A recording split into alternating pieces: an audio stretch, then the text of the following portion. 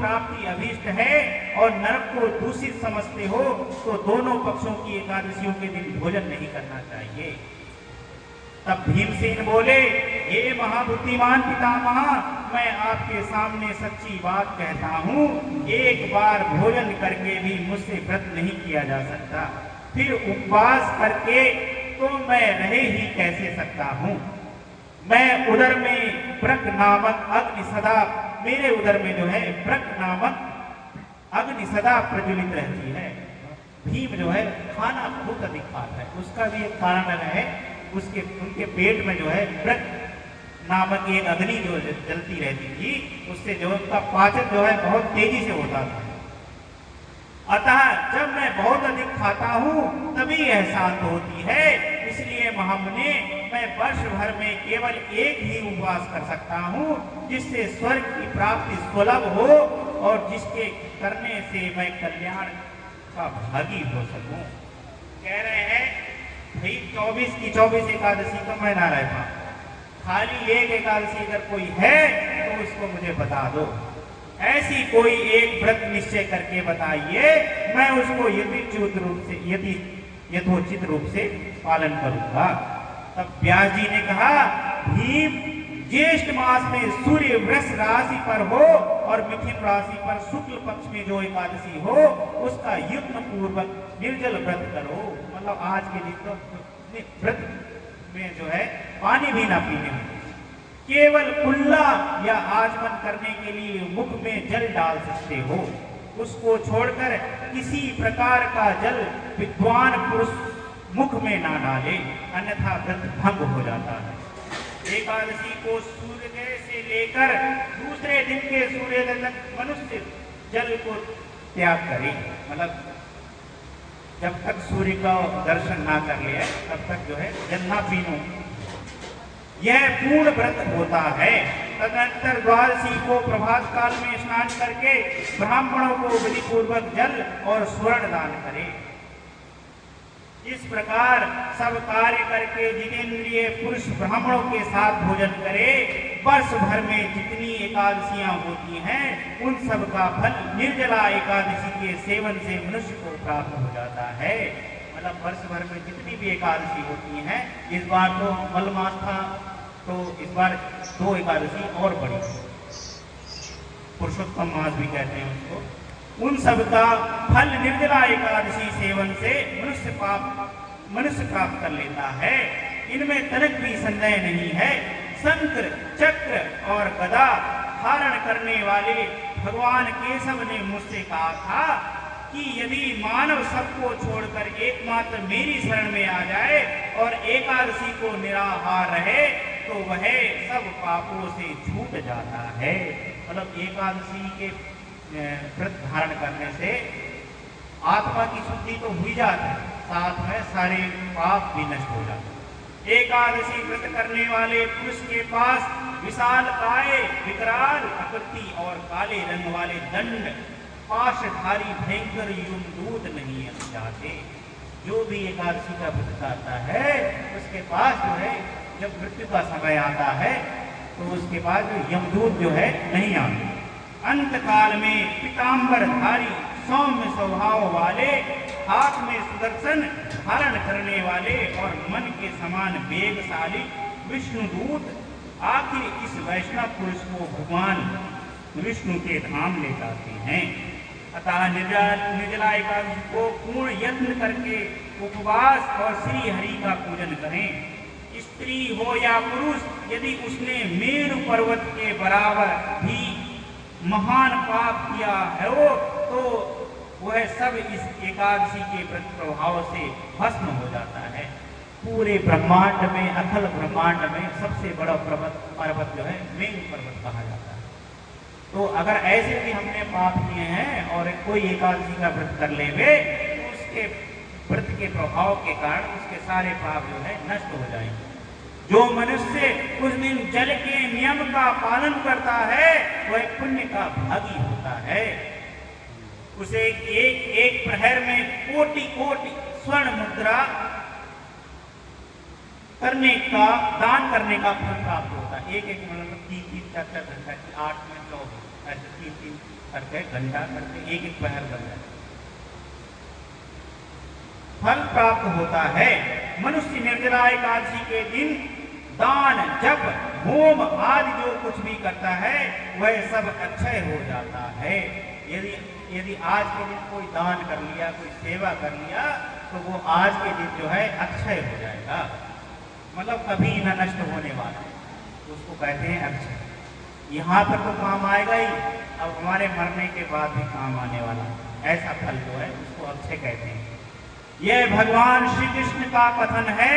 निर्जला एकादशी के विधि पूर्वक उत्तम रीति से उपवास करके मानव वैष्णव पद को प्राप्त कर लेता है।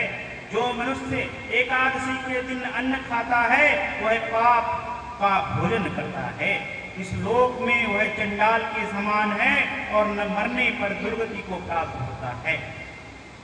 जो ज्येष्ठ के शुक्ल पक्ष में एकादशी को उपवास करके दान करेंगे वे परम पद को प्राप्त होंगे।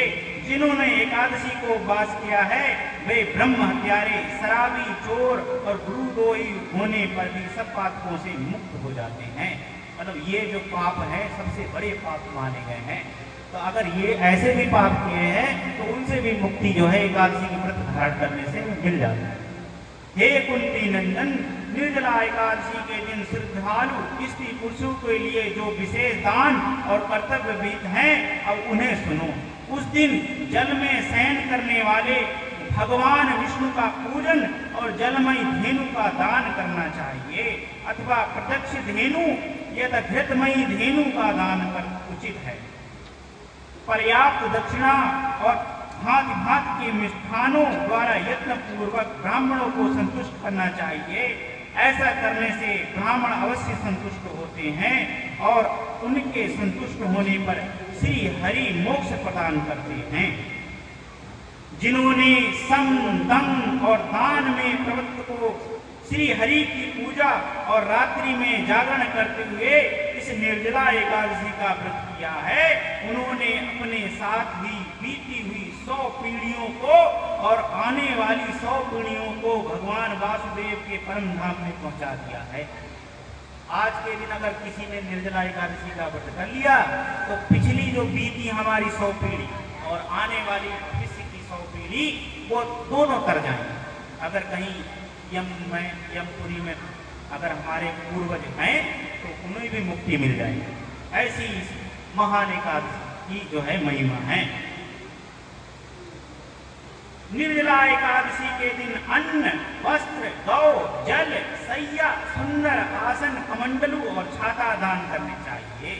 मतलब इन वस्तुओं का अगर ध्यान करते हैं तो वो अक्षय हो जाती हैं। जो श्रेष्ठ तथा सुपात्र ब्राह्मण को जूता दान करता है वह सोने के विमान में बैठकर स्वर्ग लोक में प्रतिष्ठित होता है। जो इस एकादशी की महिमा को भक्ति पूर्वक सुनता है तथा उसका वर्णन करता है वह स्वर्ग लोक में जाता है। मैं आपसे बार बार कह रहा हूँ, इस कथा को देखो, सुनने मात्र से इतना बड़ा फल है। और अगर व्रत रख लेंगे तो कह रहे हैं 100 पीढ़ी अबू की और 100 पीढ़ी बच्चों की वे भी चल जाए। खाली सुनने मात्र से ही इतना बड़ा फल मिल जाता है। वह स्वर्गलोक में जाता है। मतलब सुनने मात्र का मतलब ये नहीं कि खाली यहाँ सुन के और चले गए, उसका अनुसरण करना है। प्रयास करें कि एक टाइम भोजन ना करें, बार बार जैसे 2 टाइम ना खा पाते 1 टाइम ना करें, प्रयास करना चाहिए। चतुर्दशी युक्त अमावस्या को सूर्य ग्रहण के समय श्राद्ध करके मनुष्य जिस फल को प्राप्त करता है वही फल इसके श्रवण से भी प्राप्त होता है। कहाँ चतुर्दशी, मतलब हजारों साल बाद एक अमावस्या आती है, चतुर्दशी में एक अमावस्या। पहले दंडित धावन करके यह नियम लेना चाहिए कि मैं भगवान केशव की प्रसन्नता के लिए एकादशी को निराहार रहकर आचमन के सिवा दूसरे जल का भी त्याग करूंगा। द्वादशी को देवेश्वर भगवान विष्णु का पूजन करना चाहिए। गंध, धूप, पुष्प और सुंदर वस्त्र से विधि पूर्वक पूजन करके जल के घड़े के दान का संकल्प करते हुए निम्नांकित मंत्र का उच्चारण करें। मतलब सवेरे जो है जल का दान, जल के घड़े को दान करें। देव देव ऋषिकेशम संसारम वर्णा तारम उद्कुंभम प्रदानेन नए मां परमा गतितम। संसार सागर से तरने वाले हे देव देव ऋषिकेश, इस जेल के घड़े का दान करने से आप मुझे परम गति की प्राप्ति कराइए। भीमसेन ज्येष्ठ मास में शुक्ल पक्ष की जो शुभ एकादशी होती है उसका निर्जल व्रत करना चाहिए। उस दिन श्रेष्ठ ब्राह्मणों को शक्कर के साथ जल के घड़े दान करने चाहिए। ऐसा करने से मनुष्य भगवान विष्णु के समीप पहुंचकर आनंद का अनुभव करता है। तत्पश्चात द्वादशी को ब्राह्मण भोजन कराने के बाद स्वयं भोजन करें। जो इस प्रकार पूर्ण रूप से पाप नाशनी एकादशी का व्रत करता है वह सब पापों से मुक्त हो आनंदमय पद को प्राप्त होता है। यह सुनकर भीमसेन ने भी इस शुभ एकादशी का व्रत आरंभ कर दिया। तब से यह लोक में पांडव द्वादशी के नाम से भी विख्यात हुई। मतलब इस एकादशी का नाम जो है पांडव द्वादशी कहते हैं। बोलिए बाकी बिहारी लाल की दरबार की एकादशी मैया की, सर्वश्री आशुतोष महाराज जी की। जैसा कि हर एकादशी की कथा के पश्चात हम एक और कथा का श्रवण करते हैं। ऐसी ही एक कथा है राजा नृग की कथा। श्रीमद् भागवत कथा में बहुत ही महत्वपूर्ण कथा है, बहुत अच्छी कथा है। अगर आप ध्यान से सुनेंगे तो उसका फल जरूर आपको मिलेगा। द्वारिका में शाम का समय था और भगवान श्री कृष्ण के पुत्र जो है खेल रहे थे। खेल खेल में उन्हें प्यास लगी और वे पानी की खोज में एक कुएं के पास पहुंच गए। प्रद्युम्न और जो और भी उनके लड़के थे, बच्चे थे, वो जो खेल रहे थे, छोटे बच्चे थे, वहां उन्होंने देखा कि एक गिरगिट कुएं में पड़ा है। गिरगिट जो कुएं में पड़ा, उन्होंने उसे निकालने की कोशिश की। उन्होंने सूत और चमड़े की रस्सियों का उपयोग किया, लेकिन वह गिरगिट बाहर नहीं आ सका। जब वे असफल हो गए तो यह बात भगवान द्वारिकाधीश तक पहुंच गई। भगवान श्री कृष्ण तक द्वापर युग की यह कथा है। अब भगवान श्री कृष्ण वहां स्वयं पहुंचे। उन्होंने बिना किसी कठिनाई के बाएं हाथ से उस गिरगिट को खींचकर बाहर निकाल लिया। भगवान ने जैसे ही गिरगिट भगवान के स्पर्श में आया, एक आश्चर्यजनक घटना घटी। गिरगिट के से एक तेजस्वी महापुरुष प्रकट हुए। भगवान जो कि त्रिकालदर्शी हैं और सब कुछ जानते हैं, ना फिर भी उन्होंने उनसे पूछा, हे देव पुरुष, आप कौन हैं और आपको यह स्थिति कैसे प्राप्त हुई? आप गिरगिट क्यों बने? कृपया अपना परिचय दें।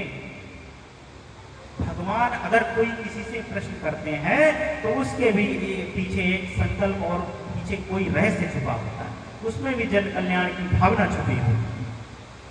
उस महापुरुष ने उत्तर दिया, प्रभु मैं राजा नृग हूं और मैं चक्रवर्ती सम्राट था। पहले जमींदार होते थे तो ऐसी 100 गांव की देखरेख करने के लिए एक राजा नियुक्त होता है। ऐसी 1000 राजाओं को देखने के लिए एक महाराजा होते थे, उसे चक्रवर्ती सम्राट। ऐसे चक्रवर्ती सम्राट थे। मैं आपको अपनी कहानी सुनाता हूँ। राजा नृग ने बताया, प्रभु मैंने अपनी युवावस्था में अनेक दान किए। देखो भैया, बहुत दान किए।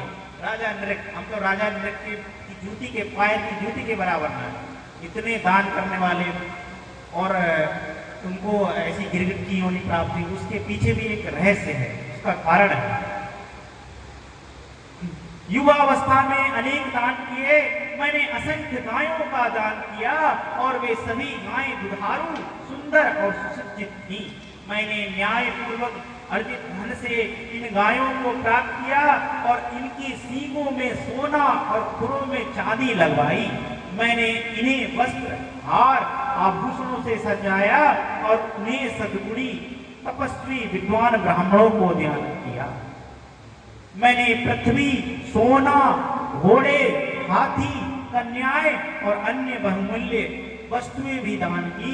मैंने यज्ञ किए, कुएं, बावलियां और धर्मशाला में जितने भी धर्म के कार्य हैं उन्होंने सब किए। कोई भी कार्य ऐसा जो है उन्होंने छोड़ा नहीं। लेकिन एक छोटी सी चूक ने मेरी दानशीलता पर पानी फेर दिया। एक दिन एक गाय भूलवश मेरी गौशाला में आ गई।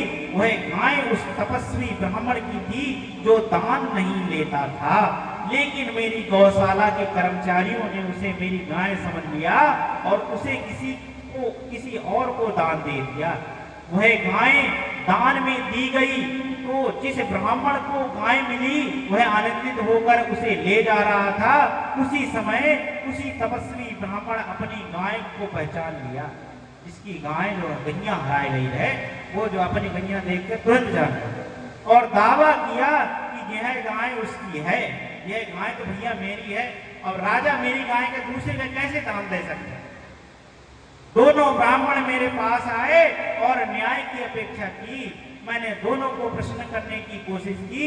मैंने कहा मैं आपको 1 लाख गायें और दे सकता हूं जिसकी गैया हराई है और जो गैया पहचान को और है। वह राजा कही बात है कि मैं तेरे के जो गैया के बदले 1 लाख गायें और दे दूंगा, लेकिन तू जो गैया छोड़ दे। लेकिन दोनों में से कोई भी राजी नहीं हुआ। मैं कह रहे ना, मुझे तो बस मेरी गाय चाहिए। अब दूसरे पक्ष से कहा भैया तू ले ले, तुझे 1 लाख गाय दे दे। नहीं भैया मुझे तो यही गाय चाहिए। वो भी अड़ गए ब्राह्मण, दूसरे ब्राह्मण। और तपस्वी में अपनी गाय किसी भी शर्त में छोड़ने के लिए तैयार नहीं था। अंततः मैं धर्म संकट में पड़ गया। मैंने दोनों से क्षमा मांगी और उनसे यह विवाद समाप्त करने की विनती, लेकिन कोई हल नहीं निकला। जब मेरी मृत्यु हुई तो इस छोटी सी चूक के कारण मुझे यमलोक ले जाया गया।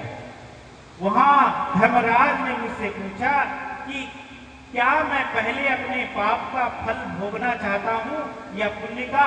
मैंने पाप का फल भोगने का निर्णय लिया। अब धर्मराज तो राजा नृग जैसे चक्रवर्ती सम्राट से पूछ लिया, हमसे थोड़ी पूछेंगे। हमसे तो कहेंगे चल भैया भूज जा आगे। और इसके परिणाम स्वरूप मुझे गिरगिट के रूप में जन्म लेना पड़ा। इसलिए कहते हैं कुछ भी करें, इतनी भक्ति हम अपने जीवन में जरूर करें कि अगलो जन्म जो है मनुष्य को मिल जाए, कोई और दूसरो जन्म ना हो। और भगवान से बार बार हर एकादशी में प्रार्थना कराएं, हे प्रभु बस आपका मुझे हमेशा स्मरण रहे, हमेशा मैं आपको भूलूं ना। बस कुछ ना मांगे, भगवान से यही मांगे मैं आपको भूलूं ना। ऐसे जब बार बार आप कहेंगे, भगवान से प्रार्थना करेंगे कि मैं आपको भूलूं ना, भूलूं ना, तो भूलूं ना, तो भगवान की याद जो है अपने आप आपके हृदय में बसेगी। द्वारिका के इस कुएं में मैं लंबे समय से पड़ा हुआ था और कष्ट भोग रहा था, लेकिन आज आपके दर्शन से मुझे इस गिरगिट के शरीर से मुक्ति मिली। प्रभु मैं आपका सेवक हूँ और आपकी कृपा से यह संभव हो पाया है। श्रीमद् भागवत की कथा में इसमें तो नहीं बताया गया है। राजा नृग की एक गलती और थी, वो दान तो बहुत करते थे लेकिन भगवान के नाम का स्मरण नहीं करने के कारण भी उनको ये सजा मिली। भगवान का नाम नहीं लेते, नाम जाप नहीं करते थे, उसके कारण उनको यमलोक में जाना पड़ा। मतलब वो सोच रहे थे कि मेरे दान पुण्य और ये करने से ही मैं कर जाऊंगा, तो ऐसा संभव नहीं होगा। भगवान का नाम स्मरण करना बहुत ही आवश्यक है जीवन में। अगर हम सोच रहे हैं कि खूब सोना चांदी या फिर कुछ अच्छे वस्त्र किसी के ठंडा पानी पिला दे और दान करने से हम कर जाएंगे, तो ऐसा संभव बिल्कुल है नहीं। राजा नृग ने भगवान श्री कृष्ण की स्तुति और परिक्रमा की और उन्हें साष्टांग प्रणाम किया। भगवान ने राजा नृग को आशीर्वाद दिया और वे दिव्य विमान पर बैठकर देवलोक को प्रस्थान गए।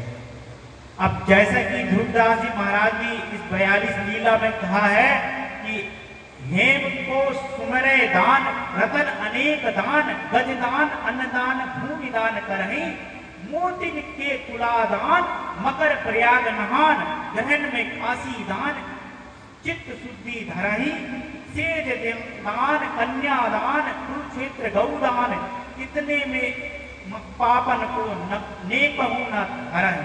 कृष्ण केसरी को नाम एक बार लीली ध्रुव पापी, तिहु लेकिन के तिन माही तिरन।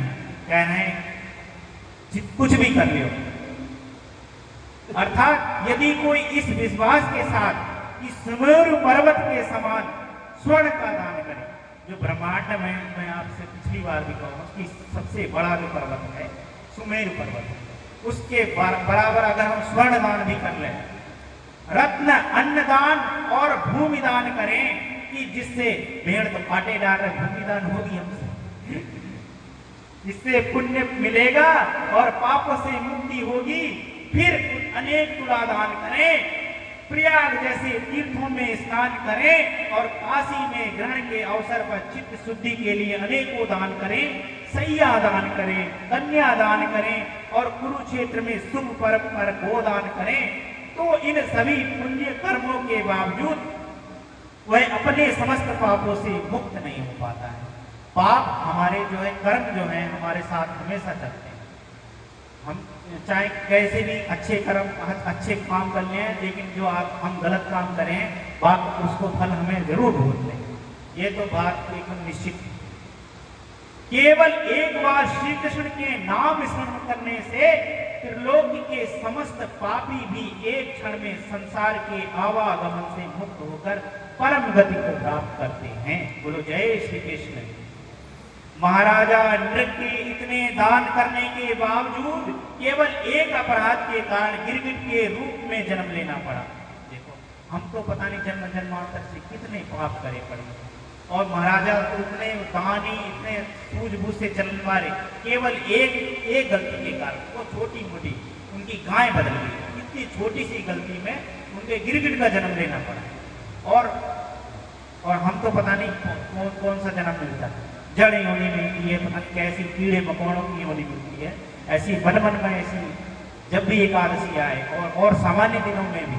इसलिए हर बार सुबह उठते ही ये प्रार्थना करें, हे भगवान आपकी स्मृति मेरे से कभी न छूटे, आपकी स्मृति मेरे से कभी न जाए, आप सदा मेरी याद में बने रहें, सदा मेरे स्मरण में बने रहें। हरे कृष्ण मन में जाप करें। कैसे भी जिन्होंने गुरु दीक्षा नहीं ली है, देखो मोक्ष की प्राप्ति यही है, मतलब आत्मदर्शन। यदि आपने यहाँ आत्मदर्शन कर लिया अपने शरीर, उसी समय तत्काल मोक्ष प्राप्ति हो। कहीं हमें मरने के पश्चात मोक्ष की प्राप्ति नहीं होगी। जब तक हम अपने अंदर परमात्मा के दर्शन नहीं करेंगे तब तक मोक्ष की प्राप्ति नहीं होने वाली। आगे एक कथा आएगी, उसमें भी हम आपको बताएंगे अगली बार एकादशी में। भगवान श्री कृष्ण ने श्रीमद् भागवत कथा में पूरी विस्तार रूप में बताया।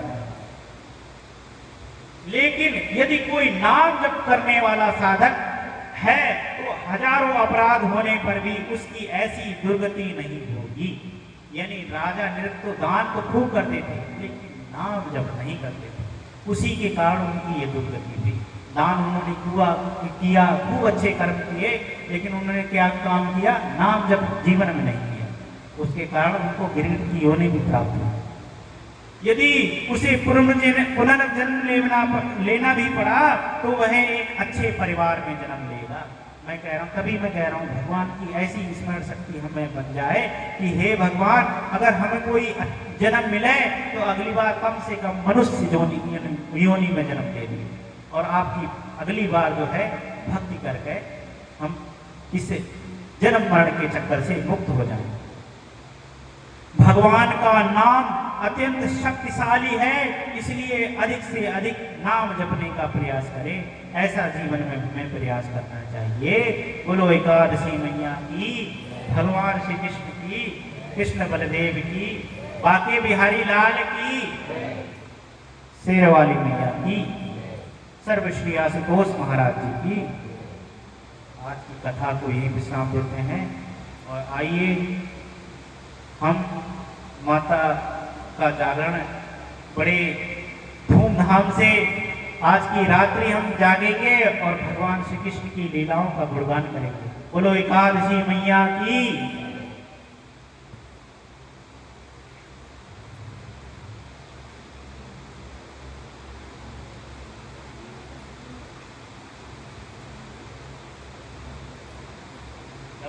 मेरी राम। जय श्री कृष्ण।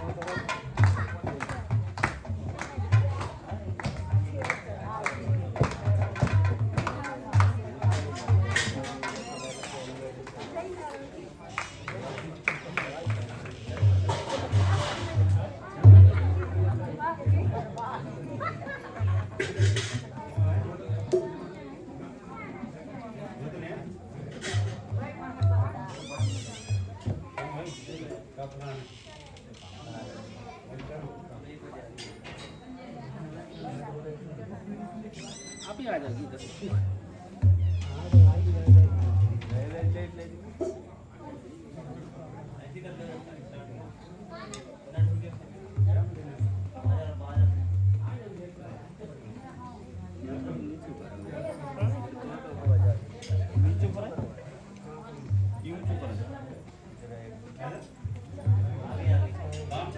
नीचे कराएंगे ऊपर करा जाए नीचे करा बहुत नीचे हो गए